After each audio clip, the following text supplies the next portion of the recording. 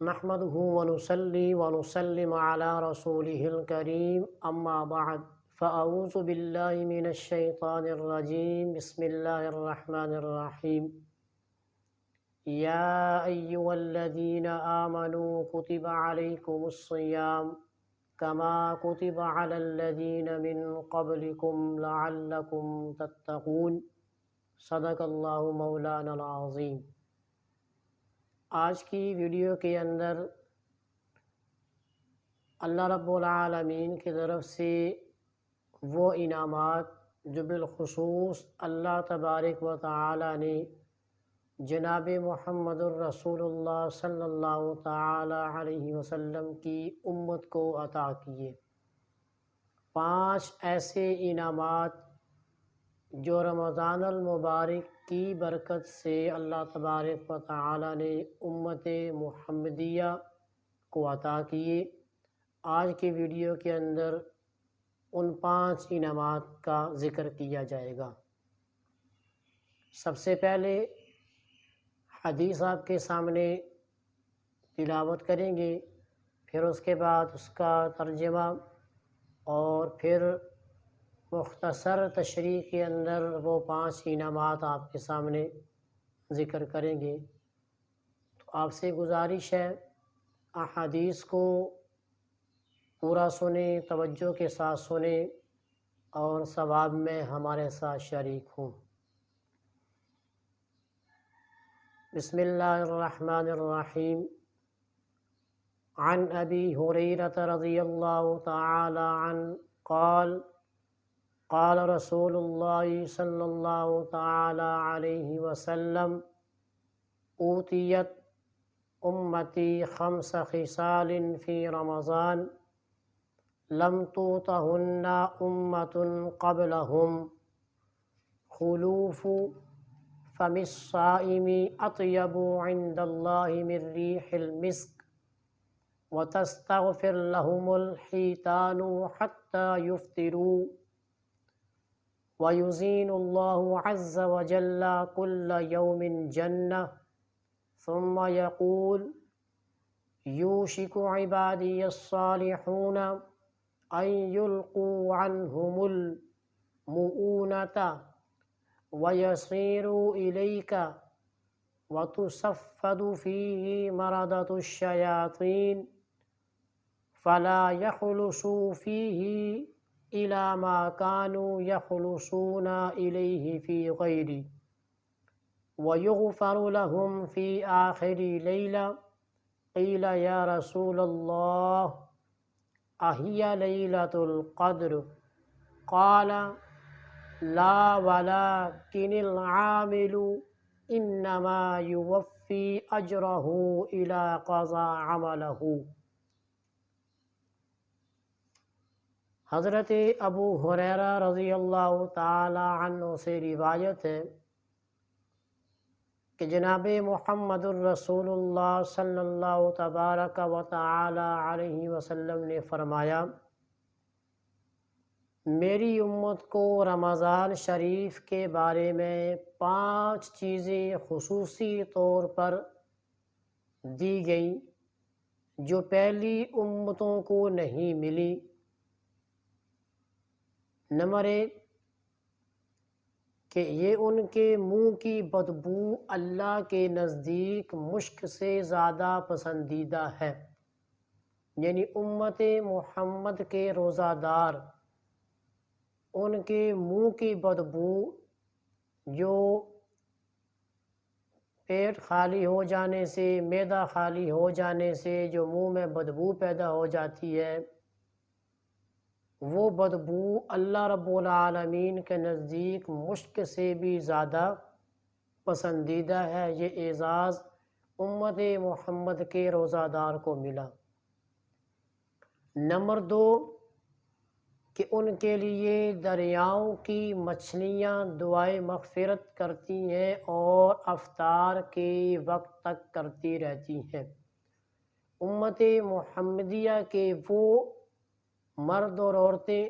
بچے اور بچیاں جنہوں نے ماہ مقدس کی برکات کو سمیٹا اور روزے میں ہیں، یہ دوسرا اعزاز ان کے لیے کہ ان کے لیے خود تو وہ دعا کرتے ہی ہیں، ایک دوسرے سے دعا کا کہتے تو ہیں، لیکن وہ چیزیں جو ہمیں دیکھ نہیں سکتی، ہم ان کو دیکھ نہیں سکتے، کہ پانی کے اندر رہنے والی مچھلی بھی اللہ رب العالمین کا حکم، روزہ رکھنے والا بندہ ہو یا بندی، اس کے لیے پانی کی مخلوق بھی دعا کرتی ہے، اور یہ دعا وہ افطار تک کرتی رہتی ہے۔ اب دعا میں وہ کیا مانگتی ہے؟ وہ ہماری مغفرت بھی مانگتی ہے، ہماری صحت بھی مانگتی ہے، ہمارے لیے ہر اچھی چیز وہ مانگتی ہے۔ تو دیکھیں اللہ کا حکم پورا کرنے کا دوسرا جو انعام امت محمد صلی اللہ تعالی علیہ وسلم کے روزہ دار کو ملا کہ اللہ کی بقیہ مخلوق اس کے لیے دعائیں کرنا شروع کر دیتی ہے، کہ وہ تو عبادت میں لگا ہے، وہ تو عبادت کر رہا ہے، تلاوت کر رہا ہے، درود پڑھ رہا ہے، نوافل پڑھ رہا ہے، اور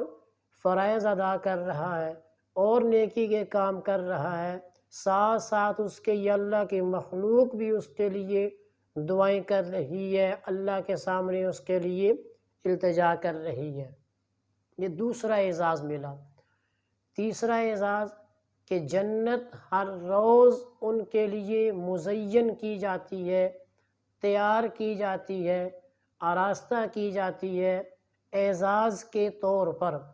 جنت ویسے ہی اتنی خوبصورت ہے، ویسے ہی بے مثال ہے، ویسے ہی لازوال ہے،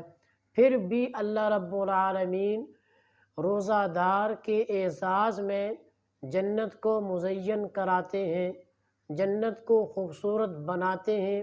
اس آنے والے مہمان کے اعزاز میں، کہ جس طرح ہمارے گھر میں کوئی خاص مہمان آ جائے تو ہم پورے گھر کو صاف کرتے ہیں، پورے گھر کو اچھی طرح صاف کرنے کے بعد اس کو اچھی طرح خوشبو لگاتے ہیں، ہر کمرے سے خوشبو آنی چاہیے، صحن کے اندر سے بھی خوشبو آنی چاہیے، فلاں جگہ سے بھی خوشبو آنی چاہیے، اور جناب اس کے لیے مزید لوازمات کرتے ہیں، فلاں جگہ ٹیشو بھی رکھ دیے جائیں، فلاں جگہ جوتے بھی رکھ دیے جائیں، یہ تولیہ اتار لیا جائے جی، وہ دوسرا نیا تولیہ رکھا جائے۔ مطلب ہے جہاں تک ہم سے ہو سکتا ہے ہم آنے والے خاص مہمان کے لیے اپنے گھر کو مزین کرتے ہیں، کہ تاکہ آنے والے کا زیادہ ادب و احترام ہم کر سکیں، اسے زیادہ عزت دے سکیں، اس کی زیادہ ہم تعظیم کر سکیں۔ تو اسی طرح امت محمد کے وہ روزہ دار جو اللہ کا حکم پورا کرتے ہیں، تیسرا انعام ان کے لیے اللہ کی طرف سے یہ ہوتا ہے کہ ان کے لیے جنت کو مزین کیا جاتا ہے، تیار کیا جاتا ہے۔ سبحان اللہ، یہ اعزاز پہلی امتوں کو نہیں ملا، حالانکہ روزے پہلے بھی تھے، یہ اس امت کو ملا، اور یہ صدقہ ہے محمد الرسول اللہ صلی اللہ تعالی علیہ وسلم کی ذات کا۔ پھر جب جنت کو آراستہ کر دیا گیا، تیار کر دیا گیا، تو پھر حق تعالی شانہ کی طرف سے ارشاد ہوتا ہے کہ قریب ہیں میرے بندے دنیا کی مشقتیں اپنے اوپر سے پھینک کر تیری طرف آئیں۔ اللہ تعالی جنت کو مخاطب کر کے کہتے ہیں کہ تمہیں اس لیے تیار کیا، تجھے اس لیے مزین کیا کہ میرے بندے دنیا کی مشقتوں سے آزاد ہو کر قریب ہے کہ تیرے پاس آئیں۔ نمبر 4 جو چوتھا اعزاز امت محمد کے حصے میں آیا کہ سرکش شیاطین کو قید کر دیا جاتا ہے، یعنی وہ سرکش شیاطین جو غیر رمضان میں ہر مرد و عورت کو گناہوں کی طرف لے جاتے ہیں، ان سے وہ کام سرزد کروا دیتے ہیں، باقی قسم کے شیاطین وہ اس ماہ مقدس میں قید کر دیے جاتے ہیں، کہ تاکہ یہ بندے، یہ بندیاں، یہ بچے، یہ بچیاں اللہ تعالیٰ کی عبادت یکسوئی توجہ دھیان سے کر سکیں، پوری توجہ ان کی تلاوت میں ہو، پوری توجہ ان کی درود شریف کے پڑھنے میں ہو، پوری توجہ ان کی نماز میں ہو، پوری توجہ کے ساتھ یہ عبادت کر سکیں۔ اعزاز کے طور پر اللہ تعالیٰ شیطان کو جکڑ دیتے ہیں، بند کر دیتے ہیں کہ تاکہ وہ میرے بندوں کو گمراہ نہ کر سکے اور میرے بندوں کی عبادت میں خلل نہ ڈال سکے۔ چوتھا یہ انعام امت محمدیہ کے روزے دار کو اللہ تعالیٰ نے دیا۔ پانچواں انعام رمضان کی آخری رات میں، رمضان کی آخری رات میں روزہ داروں کے لیے مغفرت کی جاتی ہے، آخری رات میں۔ تو اس پانچویں انعام پر جب اللہ کے نبی نے یہ بیان فرمایا تو صحابہ کرام رضوان اللہ تعالی علیہم اجمعین نے عرض کی کہ یا رسول اللہ، یہ جو آخری رات ہے کیا یہ شب قدر ہے؟ کیا یہ شب مغفرت ہے؟ یہ شب قدر ہے کہ یہ شب مغفرت جس میں مسلمانوں کو، اللہ کے ماننے والوں کو، کلمہ گو کو معافی ملے گی، کیا یہ شب قدر ہے؟ تو آپ صلی اللہ تعالی علیہ وسلم نے اپنے یاروں کے جواب میں فرمایا کہ یہ شب قدر نہیں بلکہ دستور ہے، دستور ہے، قانون ہے، طریقہ ہے کہ جب مزدور کا کام ختم ہو جائے تو اس وقت اس کو مزدوری دے دی جائے، اس وقت اس کی اجرت جو بنتی ہے اس کو دے دی جائے۔ تو یہ گویا کہ شب قدر نہیں بلکہ جو ہم نیک اعمال رمضان المبارک میں کریں گے تو اس کا ہمیں پھل ملتا جائے گا۔ اللہ تعالیٰ سے دعا ہے کہ اللہ تعالیٰ ہمارے روزے کو، ہمارے تراویح کو، ہمارے قرآن کی تلاوت کو، ہمارے درود شریف کو، ہمارے ہر اچھے اعمال کو اپنی بارگاہ میں اپنے فضل سے قبول فرما کر اپنی شایان شان ان کا اجر عطا فرمائے۔ تو دیکھیں دوستو کس طرح حدیث کے اندر 5 انعام آپ کے سامنے آئے۔ اب ہمیں کوشش کرنی چاہیے کہ روزہ بھی رکھنا چاہیے اور روزہ حقیقی معنوں میں رکھنا چاہیے تاکہ یہ 5 انعامات ہمیں حاصل ہوں۔ اللہ تبارک و تعالیٰ سے دعا ہے کہ اللہ تعالیٰ ہمیں روزوں کو حقیقی معنوں میں گزارنے کی توفیق عطا فرمائے اور خوب عبادت کرنے کی توفیق نصیب فرمائے۔ وآخر دعوانا ان الحمد للہ رب العالمین۔